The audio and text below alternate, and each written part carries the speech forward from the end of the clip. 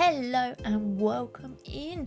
I am Miss Kinghorn and we are back here in our Red Lane Zoo, and today we are working on a habitat for the capybara. And as you can sort of see, placement of this is next to the butterfly house, but also next to the giant anteater that we did a couple of weeks ago. If you haven't checked that one out, definitely do. You can obviously check the whole playlist out. I will put a tag for that up in the top corner so you can watch it from the beginning if you are new here. But yeah, this habitat, I have to be fair, was a bit of a nightmare. I feel like I've said that a lot recently. I don't know what it is with this game at the moment. I seem to be able to build things on like the second or third attempt, but like the first time going into it, I'm like, yeah, no. So this is attempt number 2. I think it might be attempt number 3 on the landscaping. I think. Because the first time I went ridiculously large, and you can actually see here the water area is like 1,400, and I did not need that for these animals. They have got way too much water, realistically. But once I had done it, I had kind of said, yeah, they can have it. This is probably more along the lines of like sea lion or seal kind of water necessary. But anyway, we have got all of that in, and I have taken up all of the paths to get this in, and you'll sort of see when we get there. I have to do a little bit of trickery with the pathing. I hope you don't mind. It kind of looks slightly out of place compared to the kind of rest of the zoo, and I didn't want to do this throughout the zoo because I'm conscious of piece count. I'm conscious of how much my computer can handle, and we have still got like 3,650 apparently people in the zoo. And now I know a lot of people who are like this sort of point in their zoos have actually got rid of the people because they are one of the kind of biggest kind of things that lags the game a little bit more, especially along with like animals as well. So sometimes when you have finished an area, they kind of get rid of all of the animals. I've kept them all. I do know a lot of the butterflies from last time have already, they're not with us anymore. Let's put it that way. But that's just that they have such a short lifespan in there. But yes, I have had to do some trickery, and I don't know whether I want to cover all of the paths in the whole zoo with this or just do it in this area here. I don't know. Let me know when you see what it looks like, obviously in the screenshots and in the cinematics, and when we're doing it, let me know in the comments what you think. If you have any ideas for making this kind of a little bit better as well. Obviously anything to do with like water and terrain and pathing is always a little bit of a suspect, kind of iffy one, unfortunately. But yeah, I will let you be the judge and let me know what you think of all of this in here. So at the moment we are placing in this kind of boundary wall.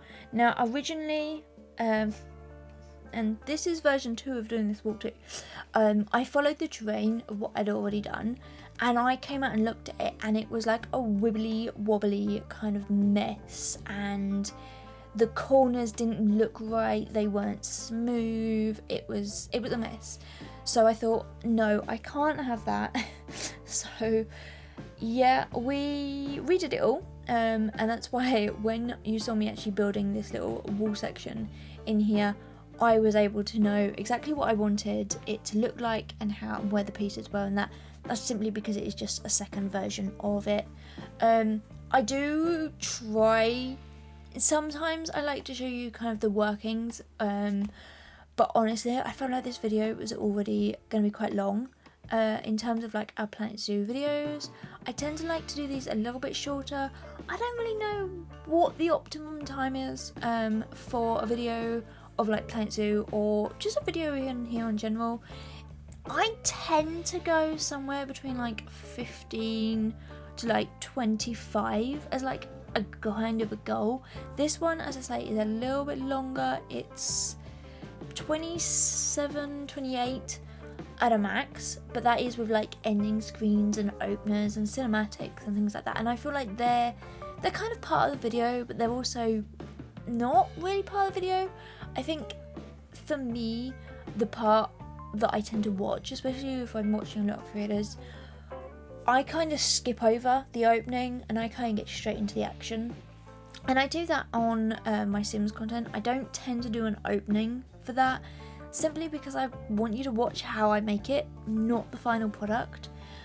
Some people do, some people don't. I don't know. Let me know what you prefer, and if you have any ideas, any suggestions, any tips, any feedback at all, do let me know, because I would like to know what you guys are liking, what you are wanting to see, if it's this kind of content, if it's different content, if it's... I would like for this year to do a lot more kind of shorts and kind of cut some videos into kind of shorts, maybe like some cinematic shots, or kind of like if I've done an area to kind of turn like a little bit of a walking tour into a short, something like that, maybe possibly for the content for this zoo. I don't know. In here, I think I've worked it out. We've really not got that long left, so I have kind of space coming up. I don't know whether I'm going to just kind of Sims content for a little while and have a little bit of a break. I don't really want to do a whole new zoo, like starting a new zoo, so I don't really know what we're going to kind of do. Maybe play a different game, maybe see possibly if we can get Planet Coaster 2 in here. I have played the game a little bit. I am rubbish at it. So I was rubbish at Planet Coaster, the original, and it just didn't really work for me. And I've said this before, and I've said this several times, that I just could not get into the mindset of doing it, and I kind of forgot about the game. So then when Planet Coaster 2 came out, I was a bit like, oh, that'd be brilliant, because I can play and I can build in Planet Zoo. It's exactly the same game, it's just like different. Instead of animals, you have rides and you have coasters. So I was looking forward to the game. Yeah, no, it's totally different. Like it just doesn't work. I can't.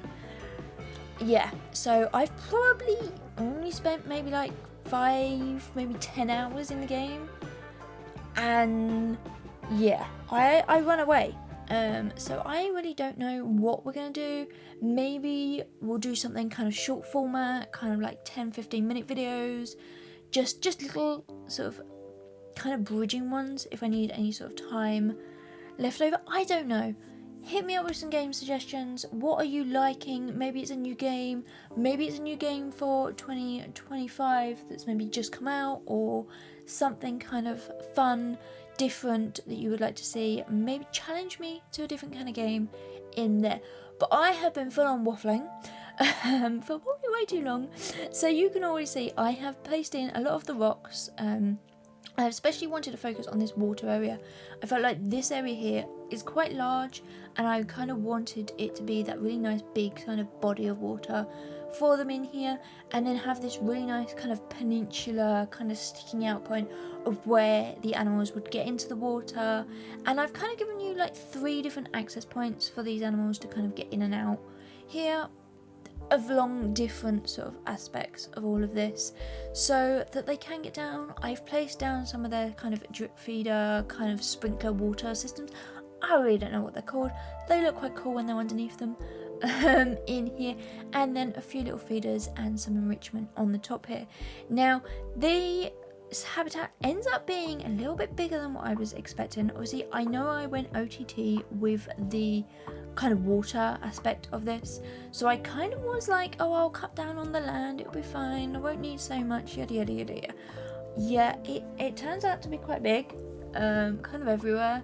So we have these rock kind of formations coming up, because I was looking at kind of their native sort of areas, and it was quite rocky kind of areas in here, so I wanted something to kind of break it all up, mix in, and then have some nice rockiness coming through, obviously for these animals to kind of hide behind, run around, do lots of things like that on this sort of grasslands. I don't necessarily know how much time they spend in the water compared to on land. I really don't know too much, so I kind of wanted to kind of give it a nice good mix, but I did want to make this a little bit smaller in here.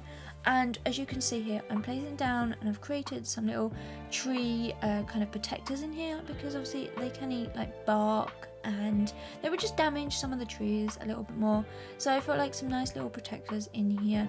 And I've also got down some kind of like bush kind of scrub kind of planting in, and then a lot of buffalo grass.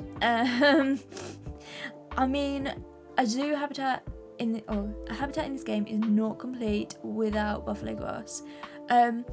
This here is kind of hilarious because at this point I'm using the broken abyss tree to kind of create like rock sort of branches coming out.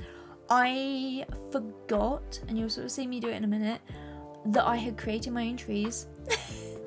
So right back at the beginning, I think for the very first habitat, I created some trees for the red-craned cranes, yeah, right at the very beginning. And I've used them a couple of times, and I totally forget that they're just like off to the side of the zoo. And in the end, I kind of place them all in, but I'm trying to work out the trees and what trees would really work in here, because obviously this zoo is located kind of in like Florida, kind of the southern kind of the US, but it is kind of, well, it has most of the plants and the animals are like North or South America. There is a couple from like Europe and stuff like that I've kind of smooshed in if they kind of work. But for the most part, most of the plants are from sort of the grasslands and temperate, and also little bits of the tropical that would really grow in the area where this zoo is based, regardless of what the animal is. So obviously we have in like our petting zoo or in the Cream family farm, we kind of have like Highland cows, but they have like American styled kind of planting, because that's where the zoo is based. And I think I wouldn't really want to do a habitat where, or like a zoo where each animal has its own different planting, because it wouldn't work in real life. So I kind of wanted to kind of change it up a little bit and have all of these plants in here that are native and natural to this area. So you can just sort of see here in places, this is the pathing trim I have put down. It is simply just plasterboard.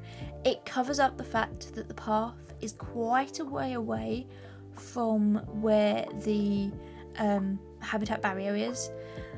That simply had to be a case that it had to be so far away because of the kind of water and the drain and the drop and things like that. It just did not want to be in there. So I have placed it as close as I possibly can, but you know, probably not as close as it should be in some places as well.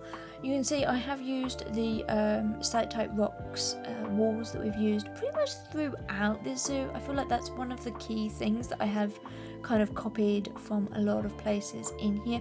And now we're going to be working on the kind of hard shelter and indoor space for these animals.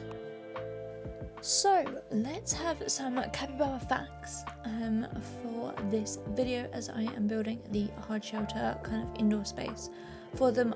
This also actually has like a kind of a public viewing area.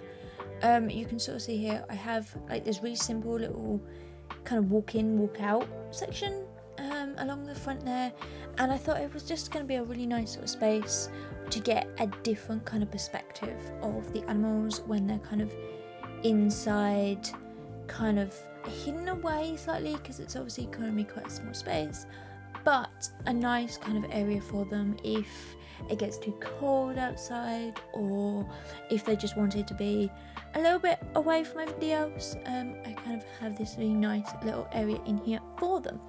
But anyway, those facts. So the capybara is actually listed as being of least concern by the IUCN, which is obviously a good thing. We all like to see high numbers of our native animals in here, and as I said earlier, they are native to South America, and they are actually the largest living rodent. Yeah, I don't necessarily know if they are like, I mean, they are obviously a rodent, but they don't necessarily look like one, I've got to be honest. But anyway, moving on. As I say, they are also kind of related to like guinea pigs, which we tend to have like at home in here, or chinchillas, another kind of household kind of like first pet kind of animal in there. I've got to be honest, I've never had either of them. I don't know what it was. I never really had like small pets. Like I had fish, but they were like boring, and I was a kid, let's be fair, but I've never really been one for like hamsters or gerbils or anything like that. I don't know. Let me know what you think. If you've had one of those kind of animals, then definitely let me know what you think in here. And they inhabit like savannas and also dense kind of forest areas near bodies of water. So it's kind of what I wanted to kind of create in here. So we kind of have this kind of wooded, kind of dense sort of area, lots of sort of trees, lots of kind of big shrubs, lots of sort of rocks coming in there, and then obviously the large, maybe slightly ridiculously large water area for them as well. In here, they are highly social animals. They actually have been found in the wild to be in groups as large as 100, but mostly it's like 10 to kind of 20 individual animals. I think I have like 17, I think it is, in here, different like animals in here. And not obviously, we haven't had any babies yet or anything as I'm doing this, but yeah, I think there's like 17, as I think there's three or four males, and then I think the rest are all kind of females in there. It's probably the largest actual habitat, maybe outside of the sheep. I feel like we have way too many sheep as well, and chickens. I ended up with like notifications that I was having way too many chickens, and they were all fighting, and it turns out we had like 70 in their habitat. If you hadn't seen their habitat, as I said, go check out the whole playlist and go back to that. It was not built for 70 animals. Let's put it that way. But inside this little area here, I also wanted another kind of little watering kind of area. Again, because if they are going to be like shut in, or maybe like cooler nights, I want them to be able to kind of have an area where they can kind of go swim and kind of wallow in all of this as well. And then obviously maybe it's just like the outside doors that are shut overnight time, and not necessarily like this door that I'm going to place in here for like their sleeping area. That just basically has their bedding in it, and also their feeder water trough thing. I kind of place a lot of those in kind of the hard shelters out the way. They look hideous, and so I just like to kind of hide them away where guests aren't really going to see them. And we do actually place proper gates sort of across all of these areas. So although they are part of the habitat and the animals can get in there, they are a little bit more closed off as well. And yeah, here's some more of the little trees that I built earlier that I said about. We have bought one of them in here because I thought it would be a really nice little area, and it's also something a little bit different. Maybe they could have a scratch on it, maybe they could kind of chew on it a little bit, something like that. That's kind of what I was thinking, at least in my head. I don't know, I don't do this for a living, I just kind of make pretty things. or things that I at least think are pretty. I will let you be the judge of whether that is actually true or not in here. So now we are coming up to doing the roofing in here. We do actually get in some lighting as well. I think I do that off camera because knowing me, I'll probably forget all about it. Anyway, I had a slight reference image in my head, and I wanted some really nice kind of like the sun coming through, kind of all of this like bars on the roof, kind of creating a really nice sort of effect in here. I think we kind of end up doing something very similar to that. Obviously this is a flat roof building compared to the butterfly house where I've kind of got it on a bit of a slope, but I thought in here it could really work. And it just provides that kind of nice flat look that kind of is a lot of the other kind of habitats and hard shelters. Now I don't clad this building. I haven't been cladding them for a while.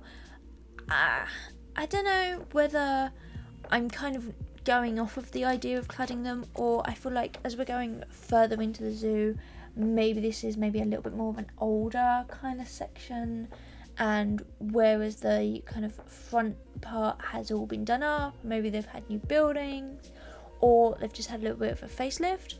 I think these ones further back here can be a little bit kind of older, kind of a little bit more bare in terms of that for the sort of outsides of them. Obviously the insides are still really nice and things like that, but I don't know. Anyway, we are quickly coming to the end of this video, so if you have liked it, then please give it a big thumbs up, and you can also subscribe to my channel. It would all mean so very, very much to me. And yeah, we will be back in 2 weeks' time with another habitat here in game, but also next week for another Sims build as well. So definitely check that out. You can follow me on pretty much all social medias. The link to that is down in the description. And until next time, have a good day. Alright, bye everyone!